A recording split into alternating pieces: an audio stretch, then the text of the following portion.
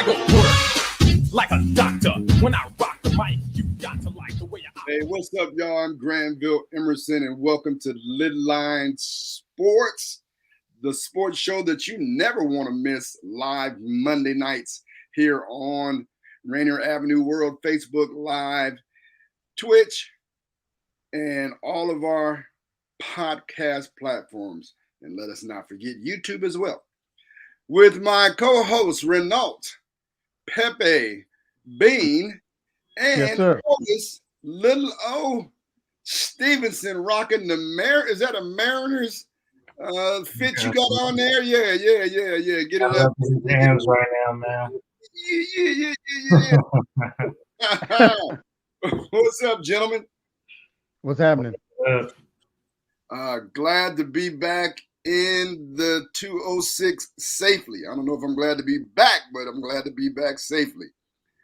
Got in at 2 a.m. in the morning. Got to my house, got to bed like 3. So wild. I don't know why my flight was delayed, but it was cool because I kicked it until after the Sunday night game, which was a great game between the Packers and who were they playing? Niners. Niners, yeah. The Niners, yeah. The game I expected, my game that I went to, the Rams and the Patriots, I expected it to be like that. We'll get into that later, but that was a great Sunday night game. I don't know if I said Monday night either. I got a little sleep deprivation going on right now, so y'all help me through this. Y'all had a big weekend in Seattle, I see, a big sports weekend. The Storm exited the playoffs without Breanna Stewart. You know, all playoff runs usually come down to injuries. Yep. And if you have injuries with key players, it is hard to almost impossible to get it done. And so losing the NBA MVP, Breanna Stewart, was a big one. Any thoughts on that? And also to the possibility that it might be Sue Bird's last game in the WNBA, the 40-year-old all-everything amazing point guard Sue Bird. No storm repeat this year. Thoughts, guys? Definitely really. Go ahead, Pat. No, go ahead, O. Really, it was really unfortunate. I definitely think with the women having to go from WNBA then to the Olympics, then back to starting the WNBA season again, definitely think it did play a part with Breanna Stewart's injury. I know that those guys were resting a little bit when the season began back up, but she's the best player in the NBA. That was going to be a tough having to beat Phoenix Mercury team, who was also playing really well at the time. I have one of the best centers I ever played in Brittany Griner, and one of the best scorers to ever play in Diana Taurasi. That was just going to be a tough feat, and they took them to overtime, double overtime, I believe. And they gave them everything that they had. When it comes down to Sue Bird, I think Pep said you wanted her to be done. I don't think she is. I think she's still playing at a really high level. But yeah, I guess it's one of those wait and see. It seems like she still has the fire and heart to still want to play. So yeah, it's going to be interesting to see what happens there. Yep. Yeah, I said on another Facebook thread that if Breanna was out, they had no shot. They did better than I expected, playing without Breanna, because you figured all you had to do was pump the ball into Brittany Griner, and then let her work the post. And then, of course, they still had Skylar Diggins, even though I think Taurasi was out. So they still had star power. So I didn't think that the Storm would be able to overcome that. And it took them overtime. So, kudos for that. But, hey, I'm not mad, because like O said, they had injuries. They had the Olympic break. So, that's hard, to get back into the rhythm. And it's hard to repeat. Because when you're the hunted, it's very tough, especially without a key player. Now, as far as Sue Bird is concerned, she owes us nothing. She was here for 20 years. She gave us 4 championships. She's 40 plus. For me, I'm okay if it's time for her to go. As a matter of fact, I hope that she retires because I think that the younger players should get their time now. Jordan Canada specifically. I think she kind of regressed because she had such sporadic playing time, and her role was not defined. So I think that perhaps she'll get back to where she was a couple of years ago, and I don't think they need to rely on Bird like they used to. I mean, she's still a good player, but she's not essential anymore. I don't think with the players that they have. So kudos to the Storm. They're still champions in my book. They're the best team Seattle's ever had as a franchise. So hey, wait till next year. Diana Taurasi did play. She played. She was a game time decision. She had been out. And that makes it even worse. Yeah, she had been out the past 5 games with the ankle injury. Brianna Stewart out with the foot injury. Mm-hmm. Taurasi actually hit a tying 3-pointer and a step back jumper and a late free throw to help them cement the victory. We just saw the step back a little while ago. It was nasty. Right. Well, as you can see, I missed the game. That was nasty. Fine Tyler. Fine Skylar Diggins, whatever her last name, lucky husband is. She poured in 20. She poured in 20, so give her kudos. The Seattle Mariners just will not go away from the playoff chase. Like it's been 20 years, and they just keep digging, and I had been lambasting Jared Kilnick, and he just showed up in the last few games. Oh, right. Start with you. You rocking the Mariners. Give us some insight on what's going on with the playoff chase and the Seattle Mariners. Yeah, just like you said, the bats have woken up very loudly from Ty France to Kellenick, Kyle Seager playing a veteran role. They're playing, just like you said, they're hungry. They want to end this playoff drought. But not only that, pitching has been much better. It's been a little inconsistent over these last weeks. Luckily, the bats have been woken up. But these guys just swept the Oakland A's. They play the Oakland A's tonight. They're 2 games out of the wild card.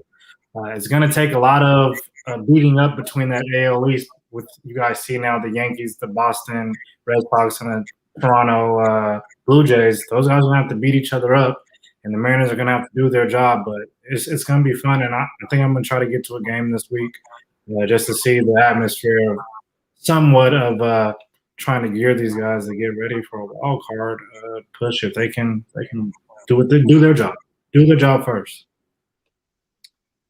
Yep. Yeah, the Mariners, all they have to do is just keep doing what they're doing, keep winning. And they can't worry about the scoreboard, right? Because with the Yankees sweeping the Red Sox, now you got to root for the Mariner fans got to root for the Yankees to win out, right? Yep. And then you got to hope that Boston stumbles against the Orioles. And I forgot who else they play. And then the Yankees got Toronto and Tampa. They gotta hope that you got to figure that Tampa has everything locked up, so they're not going to be interested. And so, the Mariners, they've whet our appetite now, and they've done a whole lot better than we expected, especially me. Now they just got to do a little tweaking for next season, okay? Just to jump ahead for a second. They need to get somebody like Marcus Semien, second baseman, who can just blow the cover off the ball. And then they can just move Toro over to third, because I don't think signing Kyle Seager back is going to do anything, because he's much too old now. But he had a great season. I mean, he's been a great Mariner. But now it's time to really kick it in gear. Get a guy like Semien, get a stud pitcher, whoever it can be. Get rid of Kikuchi, or if Kikuchi is going to be here, then he's going to have to play a lesser role, like be a 4th or 5th starter, or maybe throw him in the bullpen. But you cannot count on him anymore as far as starting. After the All-Star break, I don't know what happened to the guy, but he just basically disappeared. So That's it for me about the Mariners. Kudos to them. I don't think they'll make it because they need too much help, but all they need to do is keep winning. So. Yeah, not to mention that they've gone the whole season without their best player, Kyle Lewis. Yeah. And so they're young, and we'll look forward to next year. It will be underachieving if they don't make the playoffs, in my mind. I agree. Next season. No, next year there's absolutely no excuse. They have to, because the rebuild look now is over. Right. So, all right. Julio Rodriguez too coming up. So yeah, I agree. Also yesterday in this exhaustive Seattle sports day, the Sounders beat Kansas City to regain first place in the West. And so shout out to the Sounders. When you think about professional sports in Seattle, both the Storm and the Sounders have been the best franchises in the city. And so shout out to them as they get back to first place. And then Pep's favorite new team, the Seattle Kraken, had their first preseason game. No preseason doesn't matter, but you have to give them some credit because they did win their first ever game. Brand new franchise, National Hockey League franchise, the Seattle Kraken. Let's get it cracking. For all of you all who want us to talk about some of the other sports that don't have the letters NFL or NBA in them, there you go. All right. But to the NFL, I just want to talk about my experience before we get to NFL Pep Talk. Yeah. My experience of going down to LA over the weekend and going to the Los Angeles Rams game at brand new SoFi Stadium.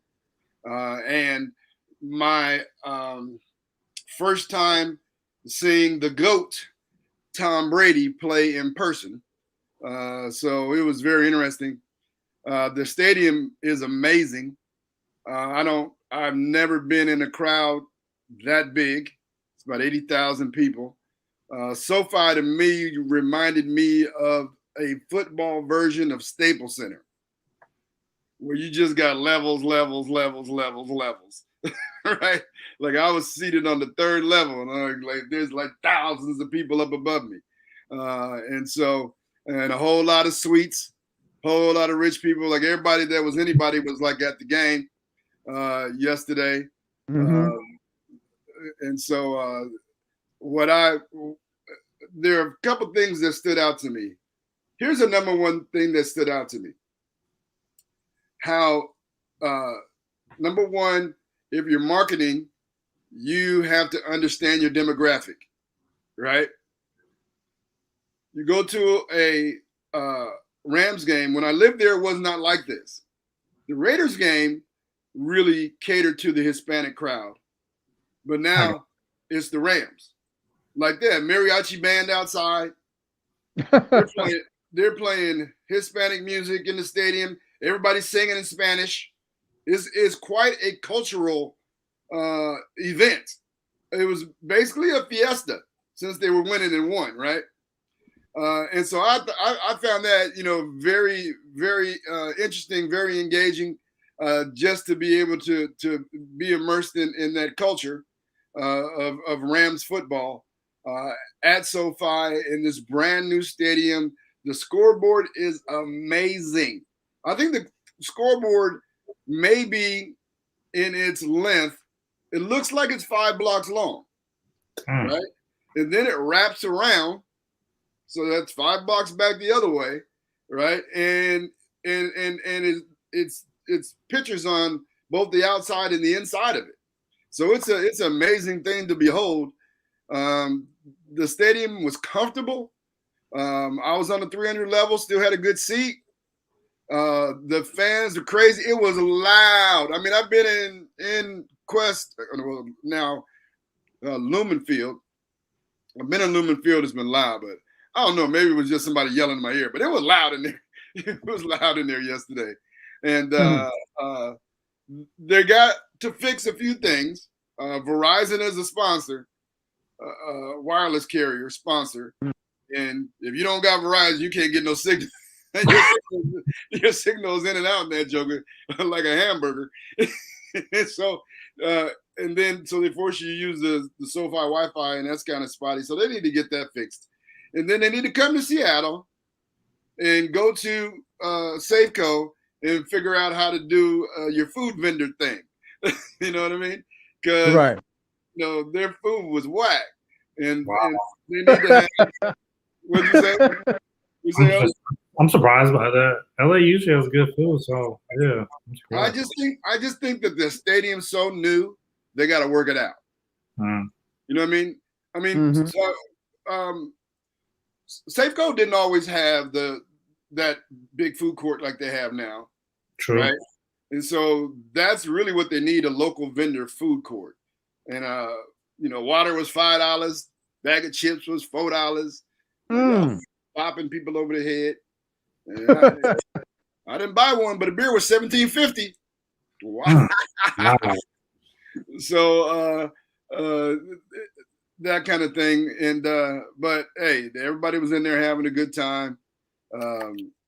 It took me, I want to say about a quarter, maybe a quarter and a half, just to get used to the whole surroundings and trying to figure out everything. Like I'm trying to, figure out the Seahawks score. Where's the NFL scores posted? Right. Where's the down and distance, the time, all that stuff on this. I mean, they got video screens everywhere and all kind of information everywhere. So it just took me a while to figure out. And then I was caught in between watching the game and watching the scoreboard. Because the scoreboard was like I had just a big, gigantic TV in front of me. I mean, I could have just sat there and watched the whole game like on the scoreboard. So and I kept telling my mind, like, no, you're at the game, watch the game, right? And so I finally, in the second half, I settled on watching the game, watching the replay. Watching the game, watching the replay. Look at that. That scoreboard is amazing. That joint is amazing. Is that the largest scoreboard, or is the one in Dallas the largest? I think that one's the largest right now, but they're building one in Las Vegas is going to be the biggest one in the world. Okay. Entertainment screen, scoreboard, whatever. But it's an amazing place. A great place to go watch a game. They have concerts there. I was blessed. My fraternity brother has season tickets, and his daughter literally lives in Carlton Square, which is right across the street.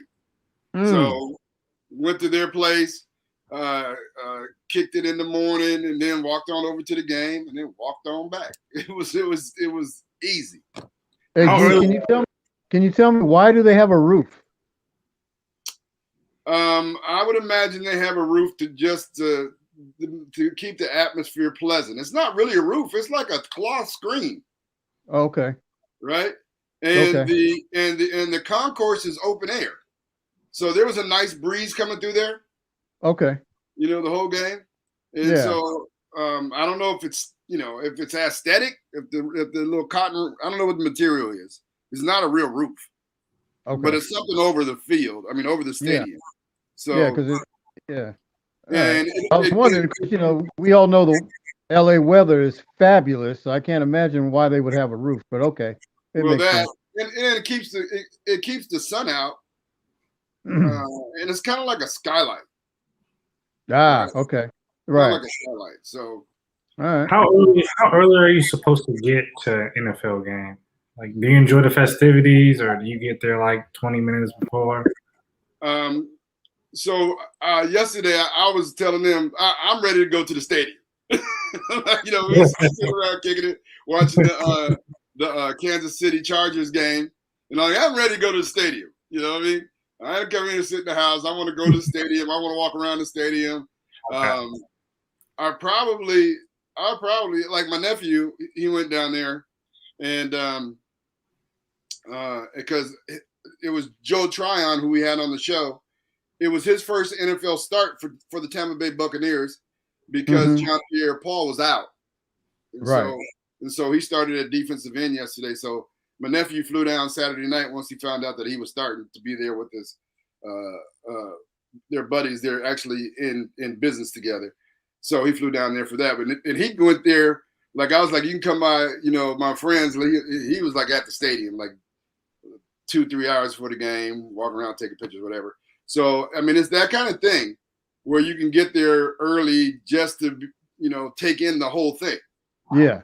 The whole stadium. Like when we came in on the backside of the stadium too, and I never saw the front of the stadium, so that's still something for me to do. And I'll be back. I would love that. I would love to be there next Monday night for the Chargers Raiders game. Right. That is going to be bananas. Yeah. Agreed. Because the Chargers don't have any fans. Right. So when they played the Cowboys there, it was like a Cowboys home game. Yeah. Cowboys have more fans than the Chargers. So expect the Raiders to have more fans there than the Chargers as well. No doubt. Yeah. A whole lot. And then to the game, it was the first quarter was a battle. And it was 0-0. Nobody could run the ball. I don't think either team had more than 50 yards rushing. They couldn't run the ball. And and then they picked it up. The Rams scored, and then Tampa Bay picked up their offense. And it kind of went back and forth. The turning point of the game was the late third quarter sack by Kenny Young on Tom Brady, because Los Angeles had went down, and I think they opened up it was 21-14 lead. I can't remember the score, but they opened up a 7-point lead. And I was telling my fraternity brother, I said, when Tampa Bay got the ball back, it was a must score. And Brady took them straight down the field. They scored. They tied the game back up. Then the Rams went down and scored. And I don't know, man. I can't figure out how Cooper Kupp was open all day long. I'm like, how does this dude, how is this dude wide open? Like all the time. I'm like, I couldn't figure it out. I'm like, Cooper Kupp was wide open the whole game. Another thing, Gronk dropped a bomb that would have put Tampa Bay up early. That might have changed the game too. But when Kenny Young sacked Tom Brady after the Rams went up a touchdown, and then the Rams went down and scored again and made it a double-digit lead, then the game was kind of over then. And the Rams beat them soundly. Like sound. It was a sound. Yeah. The score was not even indicative of the game. Tampa Bay got that late touchdown to make it 34-24. But it was a sound whooping. And the Rams serving notice that they got to be dealt with because they got a squad. Yeah. And I'm gonna tell you right now, their quarterback missed about 4 throws in the first quarter that could have put them up early, big. And so once he got rid of those jitters, he was dropping dimes. And so getting rid of Goff and picking him up, it was a big get for the Rams. Yeah, well, I said that when they got him. Remember? Yeah, I do remember. But I remember then I said I got to wait and see. And even when I went on the way to the game, my fraternity brother's brother was with us. He was a big Rams fan, and I was talking trash to him. I'm like, I got to see it. He's like, oh no, he's a man. I said, I got to see it. And then when he was, missed on a bunch of throws earlier, like 4 throws, I was like, that's 4. Yeah. And then he shut me up. Yeah. Well, I've liked him in Detroit. He was just in a no-win situation there, but that guy, he brought Detroit to a lot of comeback wins, and we all know how bad Detroit is overall as far as the record. So I knew all he had to do was get to a good team, and he was going to light it up. Yeah, well, you were right, but I just felt like he had to prove to me because understand that. Never played well in big games to me. Yeah, well, he hasn't because he never won a playoff game in Detroit. So you're right. So It was actually good to see him do that, I guess. But I was ambivalent the whole time. Like, everybody's cheering. Everybody was looking at me like, what's wrong with this dude? I'm like, I'm not a Rams fan. I don't want the Rams to win, and I don't want Tom Brady to win. I don't know what I'm doing here.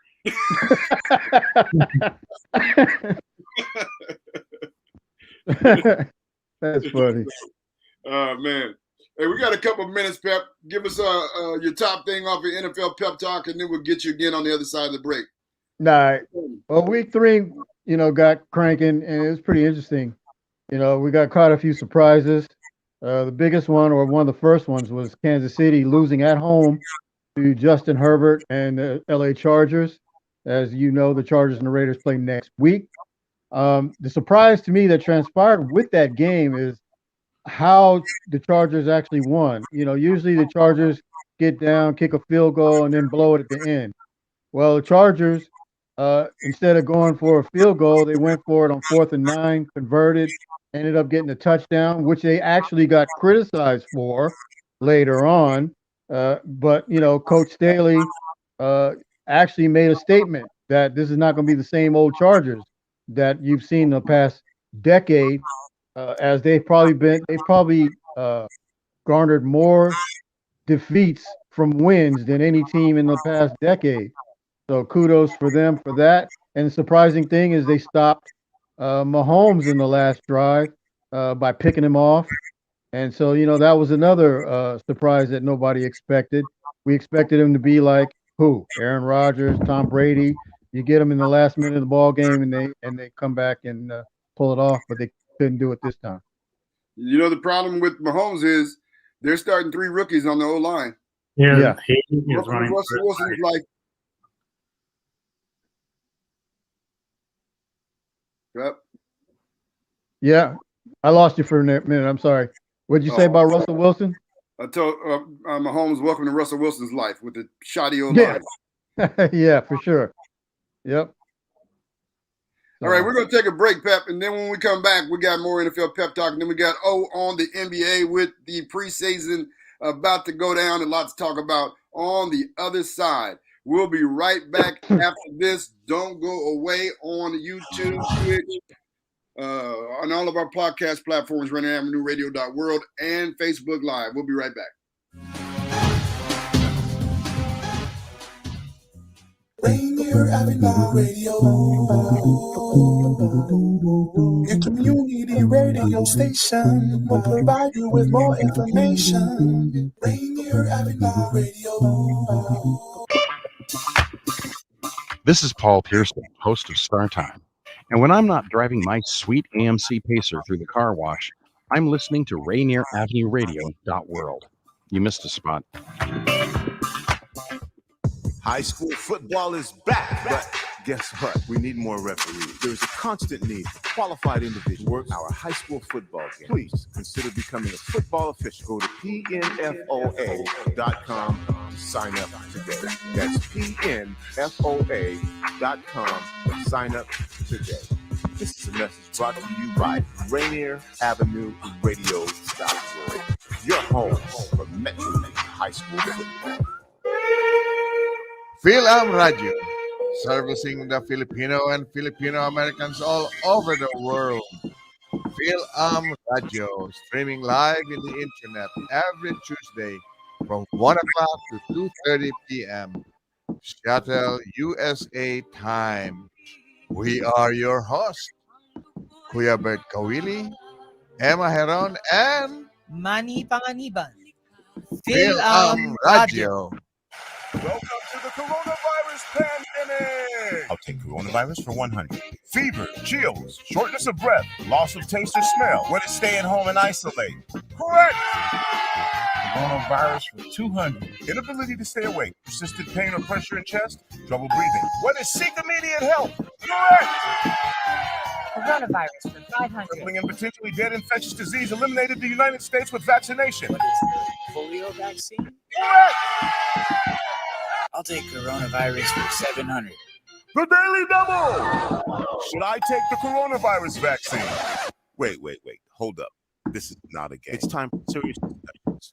We have coronavirus vaccine, but not everyone is comfortable taking it. Here's the facts. Based on what has been proven about vaccines for other diseases, COVID-19 vaccine may help keep you from getting seriously ill, even if you do get the virus. Getting vaccinated also may protect people around, particularly those at greater risk for severe illness from COVID-19. We don't yet have all of the answers. Get informed, talk to your healthcare physician, and make the right decision for you. This is a message supported by the Washington State Department of Health.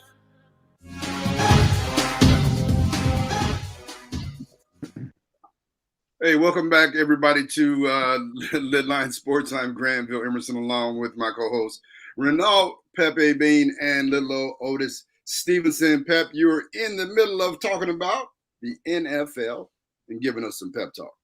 Yes, sad for me to say this, but there's a big problem in Pittsburgh. And after winning game one, You think? Yes. Yeah. I mean, after winning game one in Buffalo, they dropped 2 straight at home, no less, to the Las Vegas Raiders and the Cincinnati Bengals. Joe Burrow and Jamar Chase may be the hottest quarterback to wide receiver duo in the NFL right now. The rookie Chase has 4 TDs already, and he's not having any more problems struggling with the NFL ball that he had earlier in the preseason that was well documented and talked about. So it looks like he's mastered that. The Steelers, however, are 2-7 since going 11-0 at the start of last season. Big Ben is still putting up stats, but pretty much offensively they're still struggling. In the first half of the Buffalo game, for instance, they got nothing. Actually, the defense and the special teams were able to pull through for that one. And of course, last week the Raiders shut them down, and then the Bengals did even more by shutting them down 24-10. As I've already talked about, Joe Burrow, who's come back from his injury and got the Bengals at 2-1. Gee, what do you think about the Bengals so far? They've beaten Minnesota in overtime, and they've beaten my Pittsburgh Steelers on the road. Meh. I mean, they're better than they were last year, but they're nothing to really talk about. Yeah, not yet. Right. Yeah. But I do like Burrow, so we'll see. I like Burrow too. I like Burrow too. I mean, but it's the NFL. It's the third game of the season. I'm not overreacting. Yeah. Okay. Well, Pittsburgh still got other problems to deal with too. Wide receiver Chase Claypool got injured. They've been without T.J. Watt now for I think the second game in a row, and that's a big loss right there, as he was the defensive player of the year. Yeah. So that's a big loss.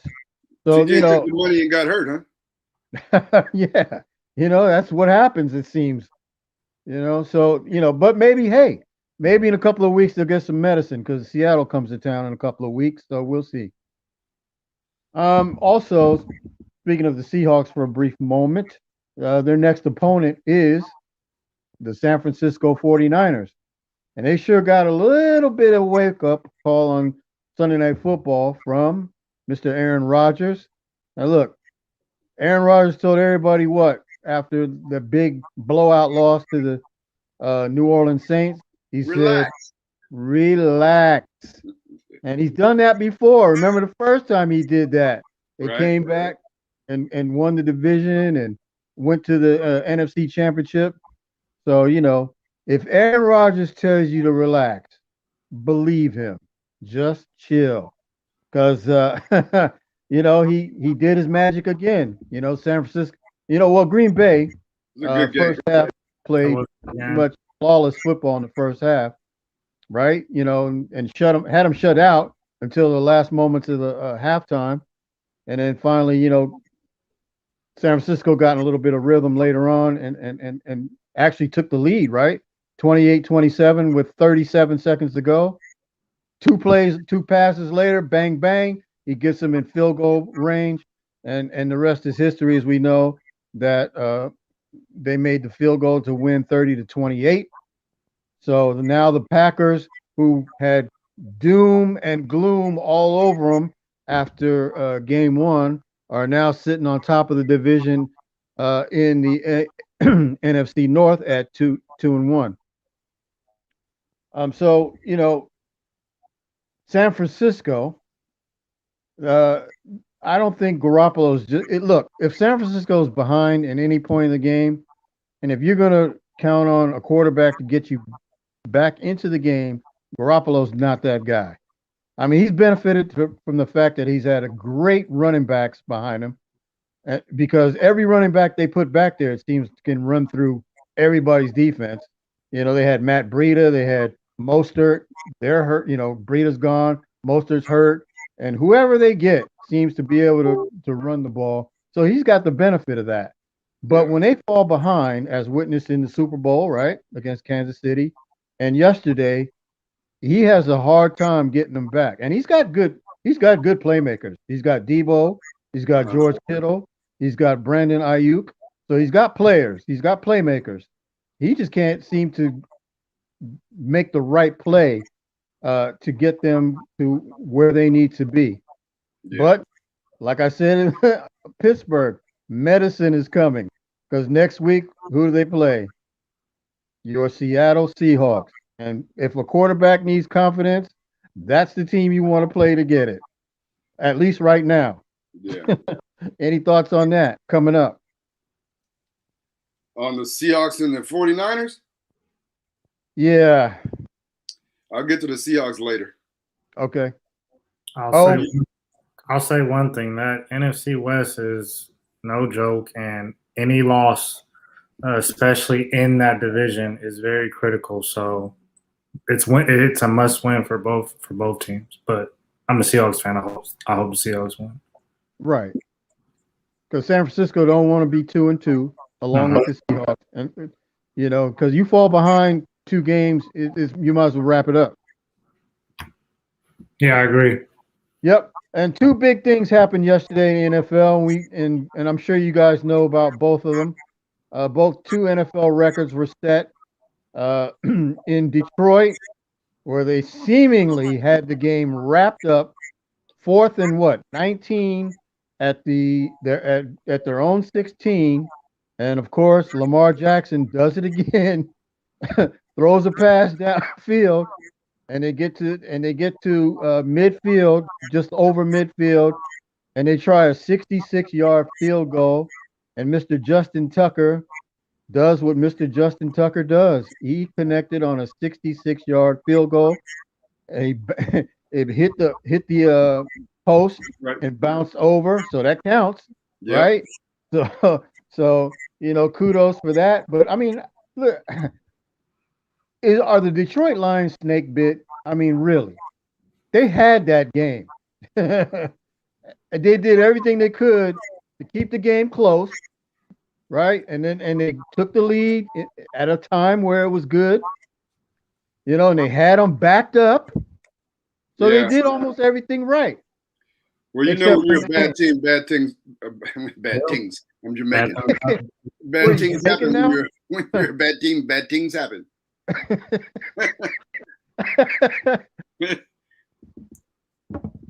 Yeah, fact.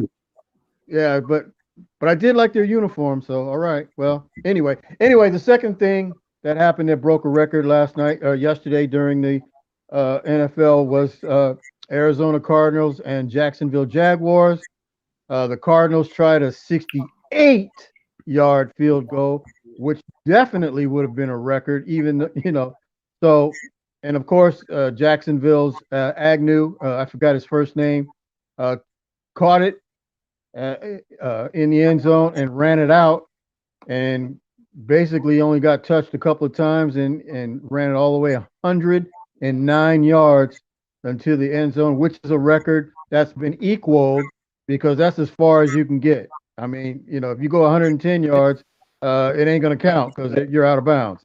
So, kudos to those records being set. I watched both plays because I got NFL Red Zone, so I was actually able to see them. Yeah, that's it. every week I got NFL red zone. Well, I'm just speaking. I'm not bragging. I'm just telling you how I was able to see it. We don't care. Just say Yeah, you you see do. it. Somebody cares. NFL red zone. NFL I know red zone somebody is not that sponsoring cares. the show. Quit giving them. I'm just messing Well, with you. speaking, hey, I'm hey, just messing with you. I know. But speaking of another show, remember I mentioned Eli and Peyton last week. I just got to plug one more show. And listen, I'm only plugging it because I happened to catch it. And on Mondays on 9:50 a.m. here in Seattle, Hugh Millen is on, and they talk about the previous game with the Seahawks and whoever they played. Where yet, as we know, yesterday it was the Vikings. But he gives you some good insight. He gives you some good insight on what coverages that Seattle was playing and what kind of mistakes that were made to cause what it tells you a reason why a wide receiver like Adam Thielen got open, and this discommunication that's going on right now with the secondary. As for instance, he pointed out 7 times that in the third quarter alone that the Seahawks were miscommunicating on. They were playing a man-to-man, except for Trey Flowers, who was in a deep 3 cover zone. I was like, well, how does that happen? How does that kind of miscommunication happen? And he was talking about routes that the Minnesota Vikings were running, the Dino routes. That's a double post, and sluggos. We pretty much all know what sluggos are, slant and goes. So that's some good insight. If you guys ever want to catch that on Monday afternoons, I think it's at 1:30 because when I get in the car after work, he's on. Yeah, Sure it's kind of a repeat. Comes on at like 8 in the morning as well. But so 9:50 a.m. KJR950am.com. You could, for those of you around the world. Yeah, that's some good stuff. If you want to listen to that, you're a Seahawks fan. To the NBA, we run out of time. Oh, what's going on? There's a lot going on in the NBA right now. Yeah, man. Starting to get the ball going again. The 21-22 campaign has begun today officially with NBA Media Day. As you guys were to guess, a lot of questions had to do with surrounding around COVID-19 and a lot of restrictions, not necessarily in the NBA. You do not have to be vaccinated to play, but there are city restrictions that are affecting players who are not vaccinated. The biggest two have been the situation with Andrew Wiggins playing for the Golden State Warriors. The mayor for San Francisco has made a restriction that if you are not vaccinated, that you cannot go to any public arenas. And that's including players. And Andrew Wiggins has been very adamant about getting the COVID vaccine, going even far to pretty much make he tried to get an exempt from the NBA, a religious exempt to play unvaccinated in that city, and it was denied. I don't know exactly what the ramifications behind that religious exempt was, but he's held his stance in saying that he is willing to go into this NBA season unvaccinated, which could cost him half of his salary, which is around, I think, $28 million or something like that. 31.6. 31.6. So half of that's around a little over $15 million. Well, I also personally, I don't understand. Like I said, I don't know what his religious beliefs are, but I do hope that he gets the proper knowledge, and I hope he does change his stance to get vaccinated. I know the Warriors have gone far enough to get him in touch with doctors and whatnot, and he has not changed his stance as of today. He said he will keep everything private from now on about the vaccination and if he plans on getting it or not. Quick thoughts on that? Yep. Well, I wish, like you, that he would go ahead and get vaccinated. But it's his choice. He's a grown man. He decides whether he wants to or not. And of course, he said it's private, but I think we're going to know if he gets vaccinated when he starts playing in San Francisco. So Yeah. that part I'm kind of confused about, but okay, whatever. But I wish I wish him nothing but the best for him and his career and what he wants to do. I just wish that he would get vaccinated. So that's it. Well, let me say this, that the vaccination is not just for you, but it's for everybody else. He plays on a team. Some choices are harder to make for you than others, but life's about choices. And so he has a choice. He has a choice to get vaccinated, or he has a choice to sit out those games and not get paid. San Francisco was the first city in the country to say that you must be vaccinated in order to be in public places. I agree. I think they were. Public gatherings. Yeah. So it's a public health ordinance. It's not infringing on his rights as a citizen. It's a public. He's infringing on the rights of other citizens by being in public and not being vaccinated. And so he needs to understand that. But he has the right to say, I'm not going to play and forfeit his money if that's what he wants to do. But he is not only that does not only affect him, it affects the whole organization and his teammates. And so he's got to look at it from that lens. But somebody may help him look at it from that lens, but he's not seeing that aspect of it. But whatever religious reasons that he has for not getting the vaccine, that doesn't hold up either.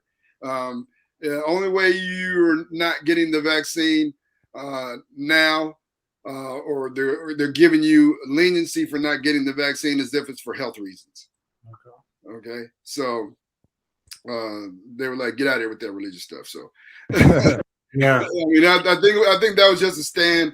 I don't want to speak for him, but I think it was just a stand put forth by his lawyers, because if that was the case, they would have led with that to begin with. Exactly. So yeah. So hey, the Houston Rockets are 100% vaccinated. Did you guys know that? Yeah.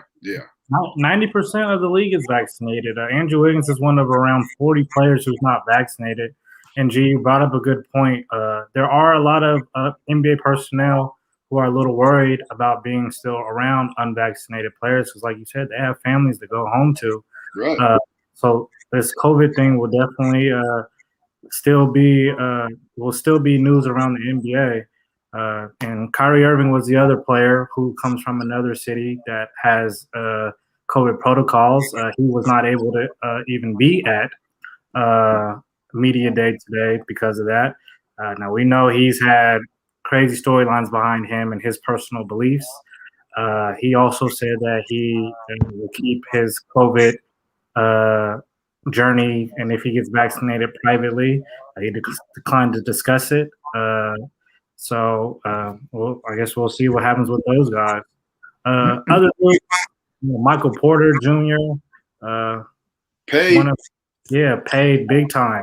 5-year max extension that could pay him up to $207 million. This is a guy who was almost not able to play at his full potential and lost money in the NBA draft due to a serious back injury. Now getting a max deal. If he makes an All-NBA team this season, that's the way he will get to that $207 million threshold. Otherwise, it will be $172 million over 5 years, which is still a big bag if you ask me. That leaves the Nuggets now with 3 max players, all young, with Nikola Jokic, Jamal Murray, and now Michael Porter Jr. He also joins Luka Doncic, Trae Young, and Shai Gilgeous-Alexander from that draft class, who has gotten max extensions. DeAndre Ayton, you might be next. I know you're looking at these numbers and you're cheesing.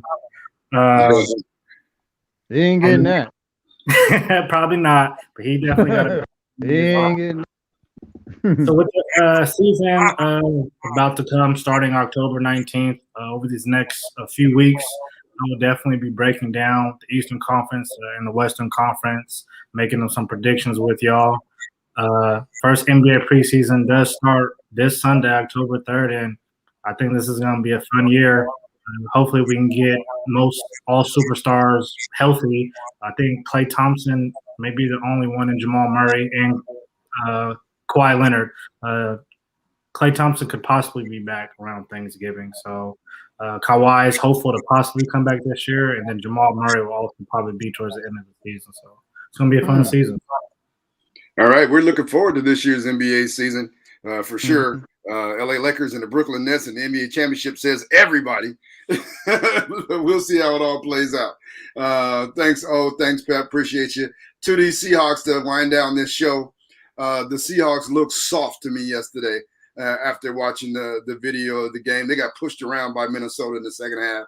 They did absolutely nothing. Their offensive coordinator, as I said, I could not believe in any dude that's never been an offensive coordinator in the NFL actually doing well in his rookie year. He may develop into be a great offensive coordinator, but I don't see him making any adjustments when the defense makes an adjustment on them. They've done absolutely nothing in the second half of all three games. The third quarter, especially in the first game, and then they put up a score late in the fourth quarter against Indianapolis, but they've done nothing in the second half of games. They did nothing yesterday. All these, 3 and out. I don't understand. I'm going to need Russell Wilson to take more control of the offense and make sure they do things that make sense. Like let's stop trying to chuck the ball down the field. And I feel like I heard Pete Carroll say that that he was happy that Shane Waldron agreed to do a lot of stuff that they've been doing. Hell to the no. You do not need to be doing a lot of stuff that we used to be doing. You need to be doing new, innovative stuff and figuring out how you're going to counteract a defense that counteracts your offense and be able to score in the second half of games. And so that's on the offensive side. On the defensive side, I also said I am agreeing with Jets, Andrew Schroeder, who knows a bum when he sees one. All right. This guy that they paid a whole lot of money to play safety, Jamal Adams. My God, I watched the film on him yesterday. You got to be freaking kidding me. He's out of position. He's missing tackles. He looked so bad on film yesterday. I know that his teammates got to be in the film room going, how much money is this dude making? Like, he's stealing. Yeah, he made a lot of tackles, but they shouldn't even caught the ball. I'm like, come on, man. He can't cover me. I'm like, come on. They were better with my boy Superfly at safety, Ron Neal. To me, I'd like to see the stats on that and when Neal was a safety and when Jamal Adams was at safety because I think they were better. And we're not getting any pressure on the quarterback. Where's Carlos Dunlap? Where's that dude? I haven't seen him since week 1. That last time I saw Carlos Dunlap was on a milk carton. Because that dude has been missing. That dude has no sacks and no tackles for loss. And you made a good point, G. Offensively, we have to score the ball. This defense is trash. There's no other way to put it right now. The offense looks stagnant, especially in the second half of these games. And the secondary, I know I haven't been watching football closely for a long time, but this is just doesn't make any sense. Like you said, they had what's the quarterback's name for the Vikings? He looked like Kurt, don't call me your cousin. Yeah, he looked like a top 3 quarterback against these guys. And so did Tannehill last week. Yeah. Hey, the Seahawks rank number 1 in the league with not changing their coverage. Number 1 in the league. Number 1 in the league and not disguising their coverages. What? What, Pete Carroll? You defensive guru? And like I heard somebody say today that everybody's pointing the finger at Ken Norton. No. If Pete Carroll gets all the credit for the Legion of Boom defense, he's getting all the blame for these jokers that are out there now. Because he is a defensive coach. And it's his defense, his scheme, his strategy. And if they're having communication problems, like Pep said, he's the one that needs to get that fixed. And you know what's the other thing that's baffling here is the fact that these guys are veterans. There's no rookies back there, right? Yeah, they all played together or are veterans. So to have this here's the thing now, Pep. They're back there pointing fingers at each other now. Yeah, exactly. Yeah. And then Trey Flowers is saying that he's not understanding what scheme they're on. What? Yeah, that's a ship waiting to sink. Yeah. They got to get that fixed. They got to get that fixed quick. Here's the good news. They got 14 more games left. Yeah. But I want to say this about the offense. They only had the ball one time in the third quarter. That's it. Because Minnesota held it the whole time, right? So the defense was out on the field the whole time. That means your offense, whenever they get on the field, they got to be perfect. They can't go 3 and out.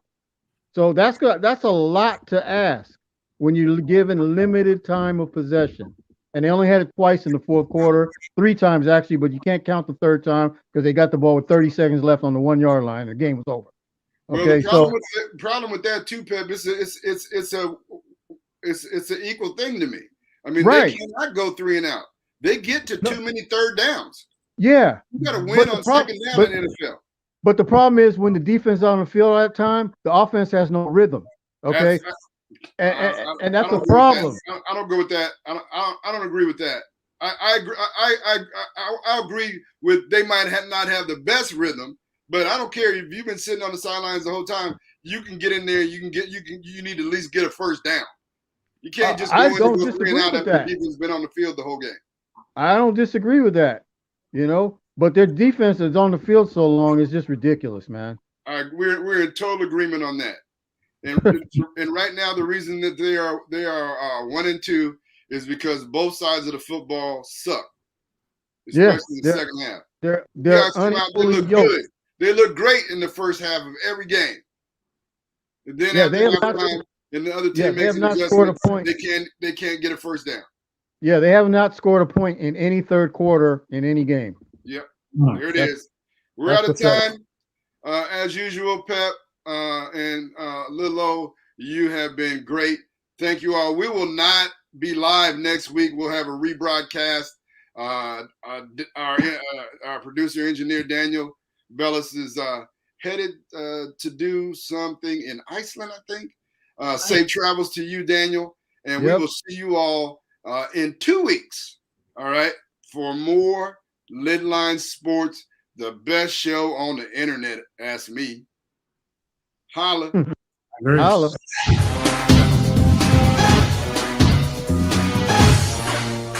I go to work like a doctor when I rock.